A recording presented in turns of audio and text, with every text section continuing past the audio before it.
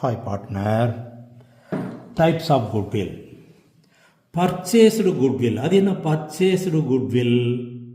இப்போ நம்ம இன்னொரு ஃபேர்மை வாங்குகிறோம். அந்த ஃபேர்மனுடைய அசெட்டு 12 லேக் இருக்குது, லைபிலிட்டிஸ் 3 லேக்ஸ் தான் இருக்குது. அப்போ டோட்டலாக நமக்கு நெட் அசெட்டு 9 லேக் தான்.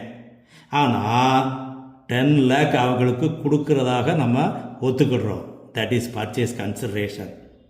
அப்போ எக்ஸ்ட்ரா 1 லேக் கொடுக்குறோம், அதுதான் goodwill. That is purchase consideration is higher than the net asset. அப்போ பணம் கொடுக்கறதுனால இதை புக்கில் ரெக்கார்ட் பண்ணலாம், ரெக்கக்னைஸ் இன் த புக்ஸ். அப்படி ரெக்கார்ட் பண்ணாலும் should be return of amortised within the estimated used time. நார்மலாக ஒரு 10 இயர்ஸுக்குள்ளே அதை ரைட் ஆஃப் பண்ணிடணும், வருஷம் ரைட் ஆஃப் பண்ணி முடிச்சிடணும். ரைட். செல்ஃப் ஜெனரேட்டட் குட்வில், இது நம்ம ஏற்கனவே படித்தது. Admission, retirement, death of the partner, இதெல்லாம் வரும் பொழுது நம்மளாக வேல்யூ பண்ணுறோம். அது ஒவ்வொரு வேல்யூவரை பொறுத்து மாறுபடும். ஆனால் அதுக்கு பணம் எதுவும் கொடுக்கறது இல்லை.